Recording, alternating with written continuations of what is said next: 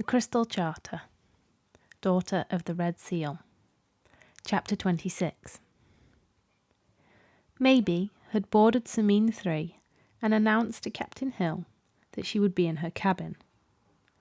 Only moments after announcing this, she had walked past the main cabin door, her father's, and the place Captain Hill had expected her to stay, and opened the door on her old bunk and desk. They weren't old anymore. True to his word, her father had had the room refitted, with the expectation she'd choose to join him. It hit her, like a fist from the Voidland itself, right in the gut.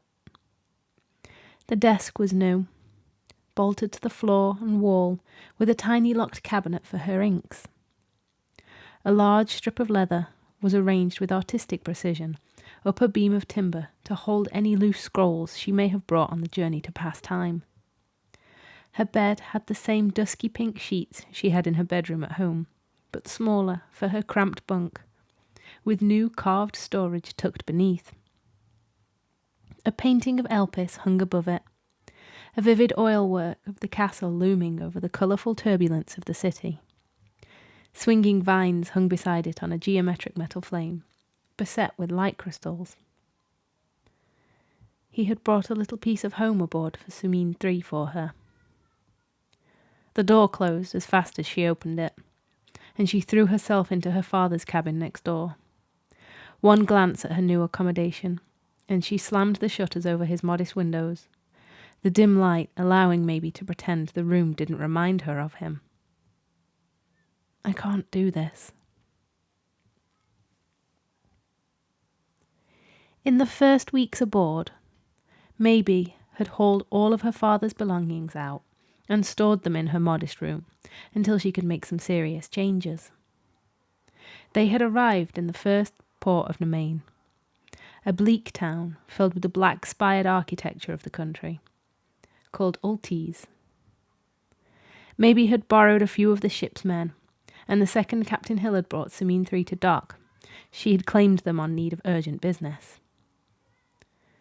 When she had returned to the ship from the town, the sailors trailed behind her, leaving small parcels in her cabin as she directed them. "What in the gods beyond are you doing?" Captain Hill exclaimed as he strode into Maebe's cabin. She held up a sticky paintbrush, fingers white from covering the dark-grained wood that her father had enjoyed. Maebe barked a response from under loose strands of paint-streaked hair, fresh smudges on her forehead from brushing it out of the way. "This cabin is now to accommodate me and my needs, Captain. I can't take another week at sea suffocating myself in here." Hill stood in the doorway, light hair tied at the base of his neck fluttering over his shoulder.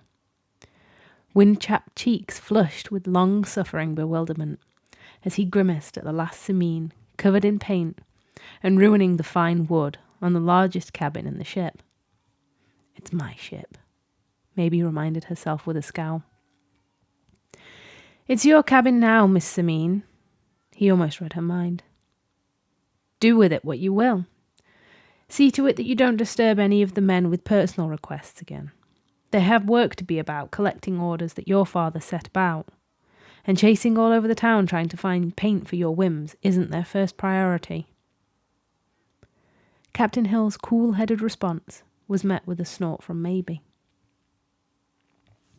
The newly painted desk in the middle of the room was designed to allow the captain and the navarch to discuss the movement of each ship in the fleet, locations of requested orders, and the places the navarch would need to visit personally. Each red ship's route for the following year would be planned out over the course of this trip. She unfurled the map of Nemain's western coast back under the strips of leather designed to hold it flat, and lovingly brushed a hand over the marks her father had left. Maebe had no intention of sitting around the table with Captain Hill any more than necessary. They would stick to her father's plans, pass on new purchases. She returned books and scrolls to the cabin, their dark covers and stained paper looking at odds with the clean white wood. An aged brown velvet curtain covered her bunk, with the dusky pink sheets that had been for her slightly smaller sleeping space, now sitting awkwardly on her new bed. Paint smeared along the edge of a small oval mirror fixed to the front of her storage cabinet, where she had clumsily dropped smudges of paint on it, then failed at wiping them away, leaving smears of translucent white across the expressionless face and sunken eyes that stared back at her. Every item she returned to the room was warm red, brown, or hues of yellow. Brass fixtures and bronzed artificer trinkets were scattered everywhere. It clashed horribly with what she had done, and she hated it, but at least it was different. This was no longer her father's space, even if her first act as occupant was to make it a horrific mess.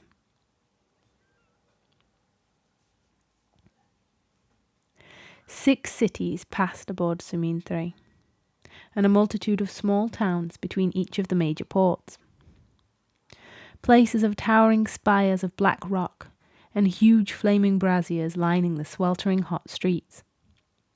Fighting pits infested the smaller towns, while the larger cities boasted arenas that hosted battles of a more prestigious nature. Fighting was a pastime for Nemanians. They took great pride in being strong and skilled, and turning that power on each other for sport. Those not raised in Nemain were seen as weak and unworthy, unable to compete for glory. Maebe had never watched the famed battles of Nemain, forbidden in the most part by her father due to the barbaric nature of them. Many entered the arena for fame and wealth, but she had heard of its darker side. Smaller pits hosted executions of prisoners to the public, not just displays of strength. Criminal witches were stripped of their powers and pitted against a human to prove their innocence. If they killed the human, they would be executed as guilty. If they allowed the humans to kill them, that strength of conviction proved their innocence. She enjoyed the sporting chance of dancing around a courtyard trying to disarm Mouse, but the bloodlust disinterested her. The last stop on Sumine 3's journey was Camulus for the blood offering. Maebe had sped through each town, with each prearranged meeting done and agreed with a distracted lethargy. 2 traders had unexpectedly broken contracts with her, claiming there was no point making deals with a child. She assumed it was some kind of play to get her to beg after them and get a better offer, but she didn't speak up. The confidence she had in her trading skills had vanished like a sailor overboard in the ice tides. She couldn't be trusted to make any sound decisions. Not after what she had decided to do to certainly. She had stomped out of each of those meetings, and each time Captain Hill had returned to the ship an hour later to say that the deals were done and agreed upon using the terms set out by her father. He implored her to spend time building rapport and goodwill with those traders, to encourage continued business in the future. 3 times traders had tried to offer her appalling terms.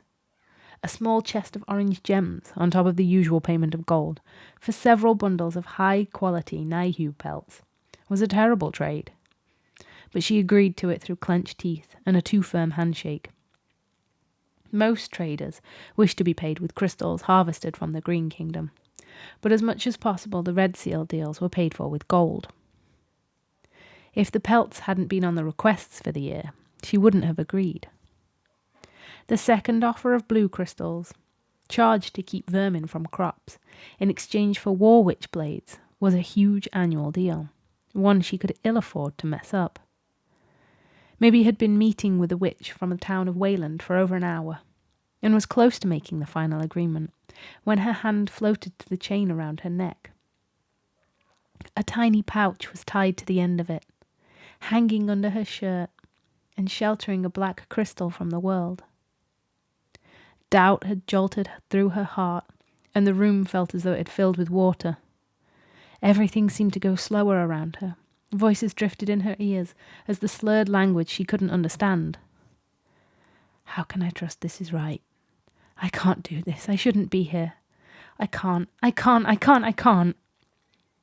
She had fled the meeting room in their inn, hoping no one would notice anything amiss, Terrified anyone had seen how her hand clenched the front of her shirt, how sweat had dewed on her forehead and her breath had choked.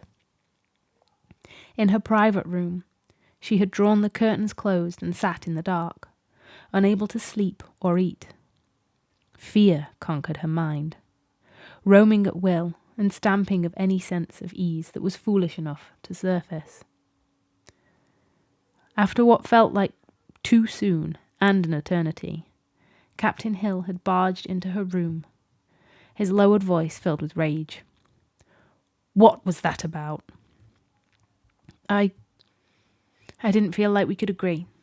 That offer is far worse than anything my father got," Maebe stuttered.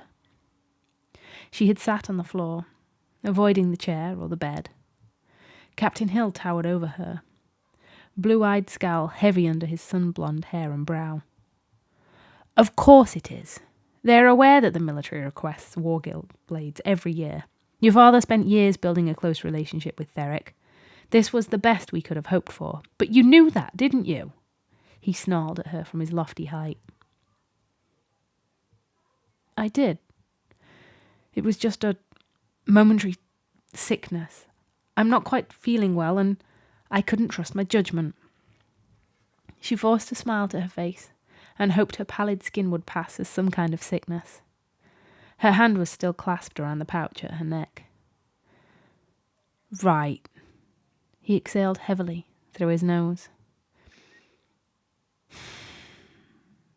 "I'll get them to sign it as we agreed and claim you are having a woman's turn then. I'll bring the contract over to you to sign once I've spoken to them." He glared at her as he spoke.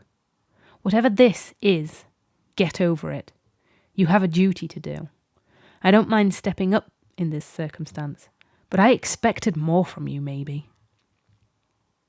With that, he stomped out of the room, each step reverberating along Maebe's bones.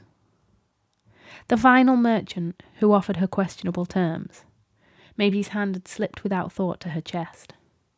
She had refused on the spot, leaving a room full of confused oil traders with the offer of the same contract as last year, or no contract. Captain Hill's contentious gaze followed her out of the room. By some alignment of the stars, it worked. There were no other traders from Green Kingdom. Limited options and luck sided with her. Poorer offers vanished as they continued sailing, with the word of an unyielding new navarch travelling ahead of them. An incredibly risky move. No doubt one they'll remember and try to make you regret, Hill had spouted at her one night in her ugly cabin aboard Sumine 3. "I'm sure you'll be prepared for a fight next year." He raised a glass of fire spirit to his lips, but noticing Maebe hadn't responded, he continued speaking. "I am sorry for your loss, for this.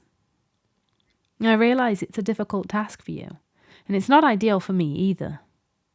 I will help you as much as I can because of the respect I had for your father, and I'll help you prepare for next year too." Maebe murmured something that sounded like an agreement. "Fine, suit yourself." He drank the rest of his spirit with one gulp and a pained wince before striding across the room to her door.